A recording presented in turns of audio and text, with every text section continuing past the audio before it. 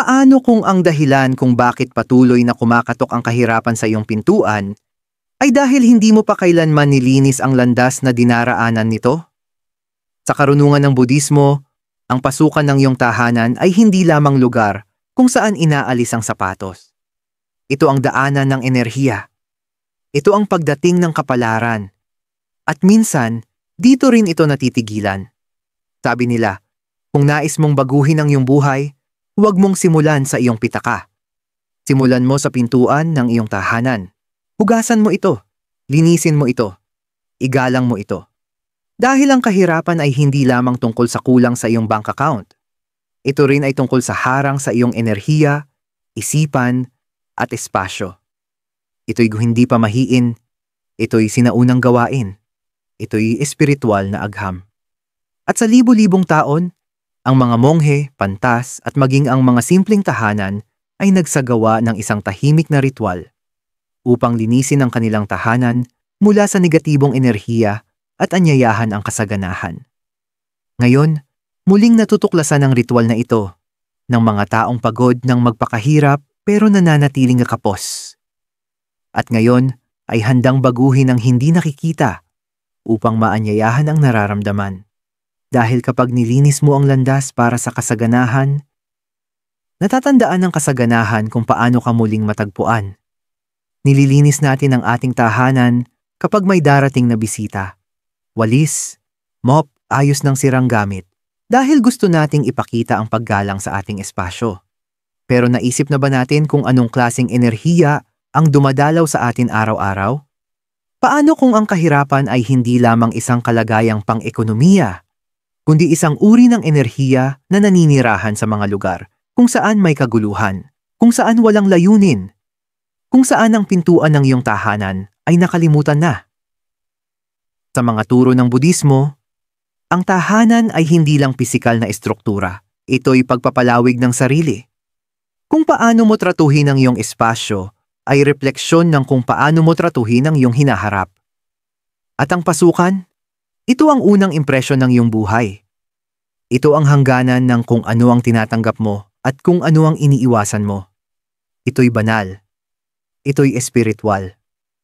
At may hawak itong kapangyarihan na hindi natin lubos na nauunawaan. Sa mga templo at simpleng baryo, mula sa mga retreat sa bundok, hanggang sa mapagkumbabang tahanan, isang simpleng gawain ang umaling-awngaw sa bawat henerasyon. Hugasan ang pintuan, linisin ang enerhiya, baguhin ang buhay. Hindi dahil mahiwaga ang tubig, kundi dahil may alaala ang tubig. At ang layunin ay nagdudulot ng pagbabago. Hindi ito tungkol sa relihiyon. Hindi ito pamahiin. Ito ay tungkol sa pagkamalay, pagkaalam, paggalang sa hindi nakikita. Dahil sa Budismo, at maging sa maraming tahanang Pilipino, may isang lumang paniniwala. Kapag pinarangalan mo ang pasukan, inihahanda mo ang iyong sarili upang tumanggap. Tumanggap ng ano? Kapayapaan, kasaganaan, pagkakataon. Kaya ngayong araw, sisilipin natin kung ano ba talaga ang kahulugan ng tahimik pero makapangyarihang ritual na ito. Bakit ito mahalaga? At kung paanong kahit isang simpleng kilos na may pokus at puso ay maaaring lumikha ng mga alon na lagpas sa abot ng paningin. Dahil marahil ang landas tungo sa mas masaganang buhay ay hindi nagsisimula sa iyong bangko. Nagsisimula ito sa iyong pintuan. Ang simbolismo ng pintuan. Sa bawat kultura, sinauna man o makabago, ang pintuan ay palaging may kahulugan. Hindi ito basta-bastang gawa lamang sa kahoy, bakal, o salamin. Ito ay isang linya, isang hangganan, isang lagusan sa pagitan ng dalawang mundo. Sa kaisipang Budista, ang pintuan ay sumasagisag sa transisyon. Ito ay hindi ganap na nasa loob at hindi rin ganap na nasa labas. Ito ang paghinto sa pagitan ng pag-alis at pagdating, sa pagitan ng nakaraan at ng maaaring mangyari. Dito sa gitnang espasyo, gumagalaw ang enerhiya. At kung gumagalaw ang enerhiya, dapat sumunod ang layunin. Isipin mo ito sa ganitong paraan. Ang harapang pintuan mo ang unang punto ng ugnayan sa mundo, sa labas. Diyan kumakatok ang mga oportunidad. Diyan din naghihintay ang stress at ang mga biyaya. Diyan tinatanggap o tinatanggihan ng iyong diwa kung anuman ang dumarating. Kaya't ang mga mongheng Budista ay nagbibigay ng espesyal na pansin sa mga lagusan. Nililinis nila ito. Nagdarasal sila malapit dito. Naglalagay sila ng mga alay. Hindi dahil sa pamahiin, kundi dahil sa pagkaalam at pagkamalay. Sa mga tahanang Pilipino, dama rin natin ito. Kapag winiwalis natin ang pintuan tuwing bisperas ng bagong taon, kapag naglalagay tayo ng asin, bariya, o bawang sa may pintuan para iwasan ang masamang enerhiya, o kapag sinasabi ng matatanda, huwag itutok ang paa sa pintuan bilang tanda ng paggalang, hindi natin namamalayan, ngunit pinoprotektahan na natin ang enerhiya ng ating pintuan sa loob ng maraming henerasyon. At bakit? Dahil ang pintuan ay simbolo ng kung paano mo tinatanggap ang buhay. Kung ito'y marumi, harangan, o napapabayaan, ganoon din ang daloy ng kasaganahan. Ngunit kapag ito'y malinis, malinaw, at pinararangalan, ipinapahiwatig nito sa universo. Handa na ang tahanang ito. Bukas ang pusong ito. Sa Budismo, ang lahat ng bagay ay may kahulugan, hindi dahil mahiwaga ang mundo, kundi dahil tayo ang nagbibigay kahulugan sa ating hinahawakan. Kapag ikaw ay dumadaan sa iyong pintuan, dala mo ang iyong enerhiya. Kapag may iba namang dumaan, dala rin nila ang kanila. At sa paglipas ng panahon, ang pasukang ito ay maaaring mabalot, hindi lang ng alikabok, kundi ng stress, takot, malas, at matamlay na enerhiya. Kaya't kapag pinag-uusapan natin ang paglilinis ng kahirapan, hindi lang ito tungkol sa pera. Ito'y tungkol sa pagbitaw sa mga lumang bigat, ang mga uri ng enerhiyang nananatili sa mga kanto ng ating bahay na ating nakakaligtaan. At walang espasyong mas nakakalimutan pa kaysa sa bahagi ng tahanang ating tinatahak araw-araw, ang ating pasukan. Ang paglinis dito ay pagkilala sa halaga nito. Ang pagkilala dito ay pagbabagong anyo. At ang pagbabagong anyo ay pagbubukas ng panibagong pintuan, hindi lamang sa pisikal na mundo, kundi sa iyong tadhana. Ang ritual, paghuhugas ng pasukan. Dito ito nagsisimula, hindi sa magagarbong seremonya, hindi sa mga templo sa kabundukan, kundi sa katahimikan ng iyong tahanan. Sa iyong pintuan, may dalang tubig sa kamay at layunin sa puso. Ang paghuhugas ng pasukan ay hindi lamang tungkol sa paglilinis. Ito ay tungkol sa pagpapakawala. Ito ay tungkol sa pagtanggap. Ito ay tungkol sa pagbabagong anyo ng iyong espasyo. Upang ang espasyo mo ay mabago ka rin. Mga kakailanganin. Ang ritual ay simple. Ngunit huwag mong ipagkamali ang simple sa walang kapangyarihan. Kakailanganin mo ng isang mangkok ng malinis na tubig, ulan, bukal, o gripo. Ang mahalaga ay ang intensyon. Kaunting asin, simbolo ng kadalisayan at paglilinis ng enerhiya, opsyonal. Balat ng kalamansi, dahon ng laurel, o ilang patak ng langis ng sampagita. Malinis na basahan o walis tingting. Ang iyong panalangin o afirmasyon, taos-pusong bibigkasin, ihalo ang asin sa tubig. Ipahinga sandali ang iyong mga kamay dito. Huminga ng malalim. Hindi na ito basta tubig ngayon. Ito'y alaala. Ito'y galaw. Ito ang unang hakbang ng pag-aangkin sa iyong kailan gawin ang ritual. Tradisyonal na ginagawa ito tuwing bagong buwan o kabilugan ng buwan. Maaga sa umaga ng Biyernes o Linggo ay sagrado rin sa maraming tahanang Pilipino. Ngunit ang pinakamaalab na oras, kapag sinabi ng puso mong, sapat na ang ganitong enerhiya. Handa na akong tumanggap ng mas mabuti. Iyon ang iyong senyales. Ang aktwal na gawa, lumabas sa harapan ng iyong tahanan at humarap sa pintuan. Isawsaw ang basahan o walis sa inihandang tubig. Magsimula sa itaas na sulok ng pintuan, dahan-dahang punasan pababa. Gumalaw ng mabagal. Damdamin ang bawat galaw bilang pagpapalaya, bilang panalangin. Ulitin habang naglilinis. Pinalalaya ko ang hindi na nakatutulong. Tinatanggap ko ang kapayapaan. Tinatanggap ko ang oportunidad. Tinatanggap ko ang kasaganahan sa tahanang ito. Isipin mong hinuhugasan mo palayo ang lumang enerhiya, mga pagtatalo, pagkaantala, takot, pagtanggi. Bitawan mo. Hugasan ang doorstep, ang basahan, kahit ang doorknob. Walang detalye ang dapat makaligtaan. Hayaan mong ang bawat kilos ay nagsabi, ito ay isang bagong simula. Bakit ito gumagana? Ang ritual na ito ay gumagana hindi dahil mahiwaga ang asin at tubig, kundi dahil ikaw ay naging intensyonal.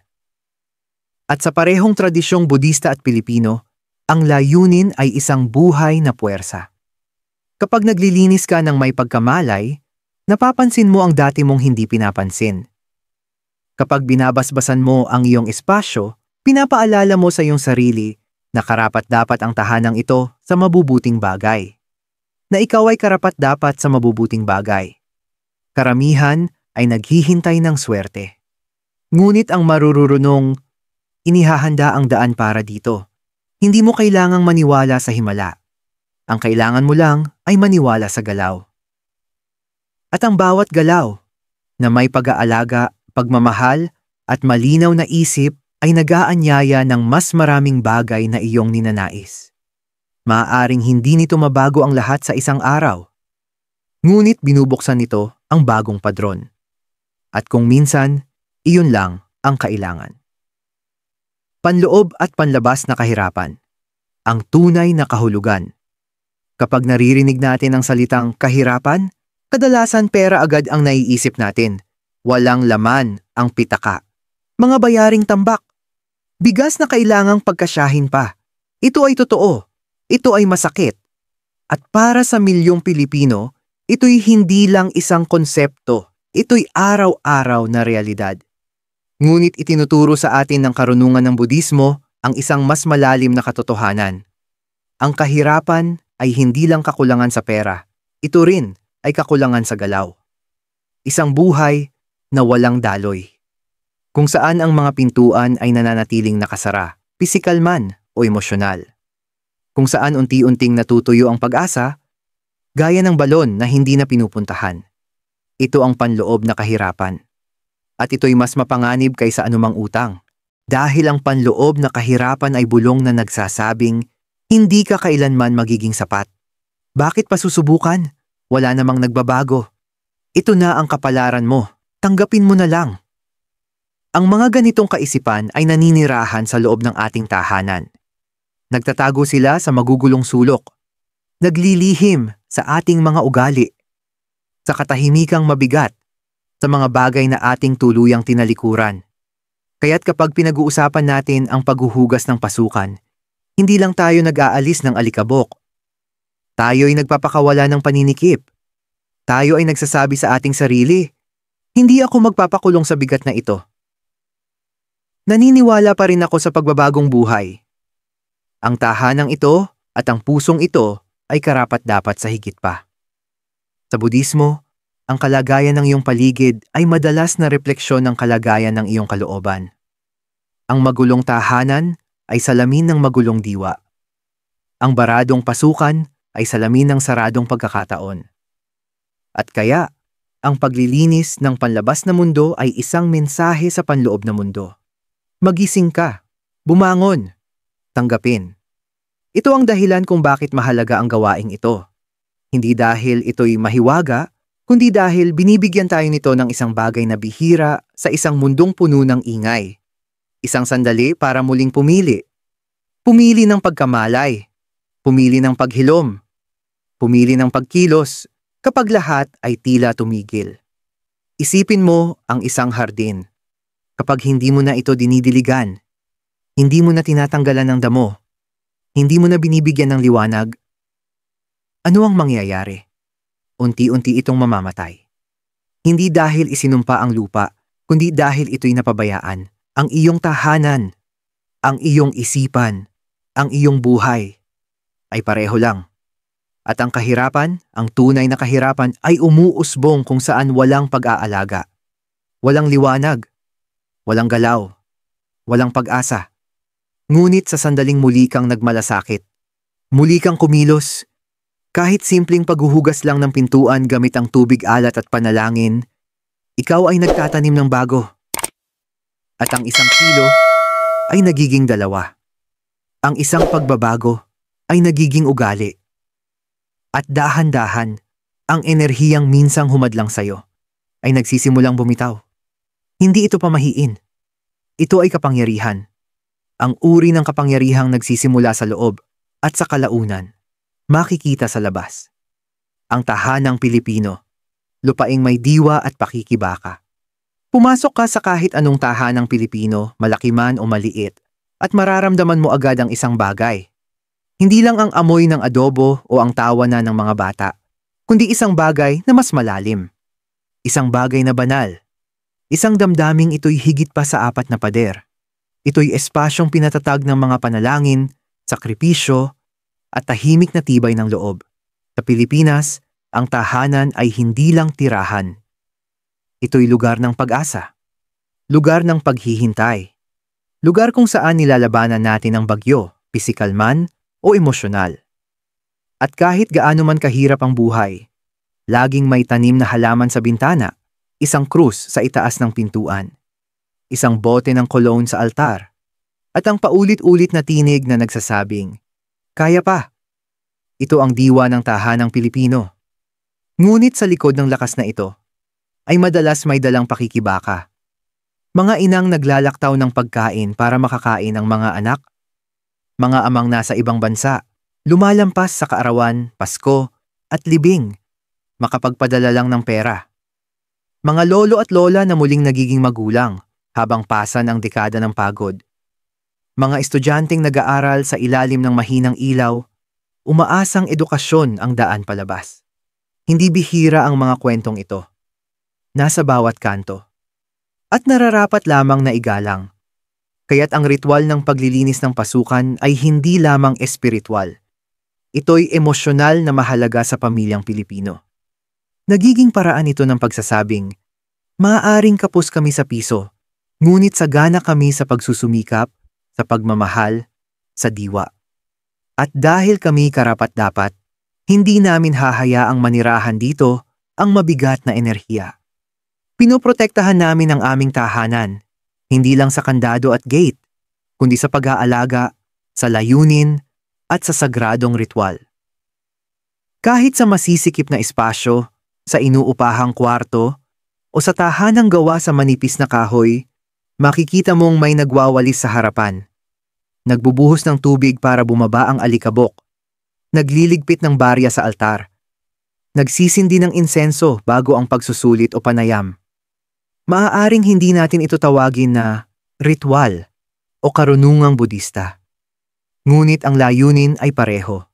Anyayahan ang mabuting enerhiya. Harangin ang masama. At marahil, kaya't napakalakas ng praktis na ito sa ating konteksto. Dahil alam natin ang halaga ng maliliit na kilos na galing sa puso. Dahil natutunan nating gawing sagrado ang ating pakikibaka. Ang paglilinis ng pasukan ay hindi lang tungkol sa kahirapan o kasaganaan. Ito'y isang pahayag, maaaring nahihirapan ang tahanang ito, pero hindi ito wasak. Maaaring may kakulangan ng pamilyang ito, pero hindi ito sumusuko. At ang pintuang ito ay mabubuksan. Dahil pinili naming ipagpatuloy ang laban. Sa bawat tahanang Pilipino, may uri ng mahika. Hindi ito pantasya. Ito ay mahikang gawa sa sakripisyo, panalangin, at pananalig na darating din ang mas mabuting bukas. At ngayon, bibigyan natin ng daan ang mahikang ito sa pamamagitan ng paghuhugas ng pasukan, sa paglilinis ng landas. Sa pagsasabi sa kasaganaan, malugod kang tinatanggap dito. Bawat gawa ay enerhiya. Paano binabago ng maliliit na ritual ang tadhana sa bawat pagwawalis ng sahig, paghuhugas ng kamay, o pagsisindi ng kandila? Hindi ka lang gumagawa ng isang gawain. Ikaw ay nagpapagalaw ng enerhiya. Sa pagsasanay ng Budismo, walang kilos ang walang saysay. Kahit ang pinakamaliit na gawa, kapag ginawa ng may pagkamalay, ay nagiging panalangin. Isang alay. Isang pahayag. At ito ang pagkakaiba ng gawain sa ritual. Kapag hinuhugasan mo ang iyong pasukan gamit ang asin at layunin, hindi ka lang nag-aalis ng alikabok. Nagsusugo ka ng mensahe sa universo, handa na ako. Hindi na ako manhid. Pinipili kong makibahagi sa sarili kong paghilom. Ang enerhiya ay tumutugon sa atensyon. At ang atensyon ay isang anyo ng pagmamahal. Isipin mo ang mga sandaling pinakaramdam mong buhay ka. Hindi ito sa malalaking kaganapan, kundi sa maliliit na sandaling may layunin. Isang tahimik na panalangin bago ang panayam sa trabaho. Isang yakap sa gitna ng unos. Isang malalim na paghinga bago magsabi ng oo sa isang bagay na matapang. Ito ang ginagawa ng ritual na ito. Ibinabalik ka nito sa pagkakahanay sa sarili. Pinaalala nitong hindi lubos na hawak ng labas na mundo ang iyong buhay. Oo, maaaring hindi patas ang sistema. Oo, tumataas ang presyo. Lumiliit ang sweldo. Patuloy ang problema. Ngunit sa kabila ng unos na yon, may hawak ka pa ring kapangyarihan. Ang kapangyarihang baguhin ang iyong enerhiya.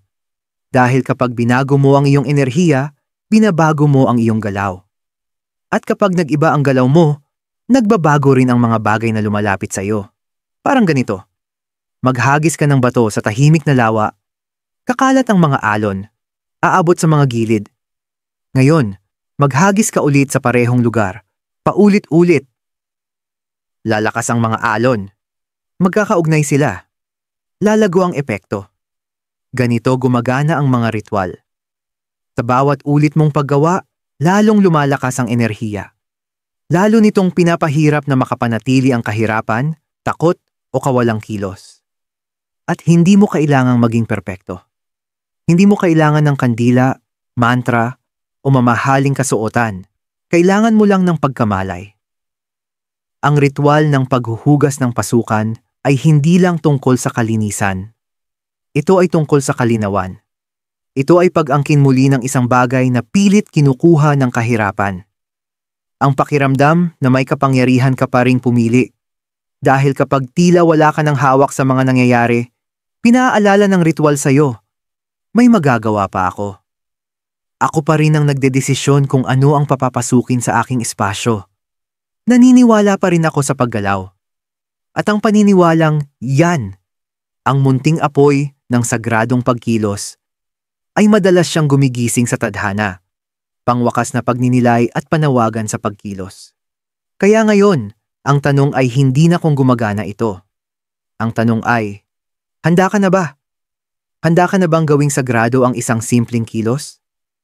Natigilan ang paghihintay na ang buhay ay magbago mula sa labas at simulang itong baguhin mula sa loob? Hindi mo kailangan ng kandila, hindi mo kailangan ng guro, hindi mo rin kailangan ng malaking espasyo. Ang kailangan mo lang ay isang pintuan at isang pasya. Nahugasan ito ng may pag-aalaga. Nabasbasan ito ng paniniwala. Nahayaan ang gawaing ito ng paglilinis na magsabi sa universo. Ang tahanang ito ay bukas sa kapayapaan. Ang pusong ito ay handa ng tumanggap. Ang buhay na ito ay hindi na nakatigil. Matagal ka nang naging matatag. Ngayon ay panahon na para manahimik, maging mulat, maging makapangyarihan sa ibang paraan. Simulan mo ngayong gabi. O sa susunod na bagong buwan, ihanda ang iyong tubig, ihanda ang iyong puso, dahil kapag hinugasan mo ang pasukan ng iyong tahanan, hindi ka lang naglilinis ng pisikal na lugar, inaanyayahan mong pumasok ang isang bagong yugto ng iyong buhay. At sino ang nakakaalam? Baka ang isang simpleng kilos na yon ang siyang pintuan na maglalabas sa iyo mula sa kahirapan at magdadala sa iyo tungo sa pagkakataon.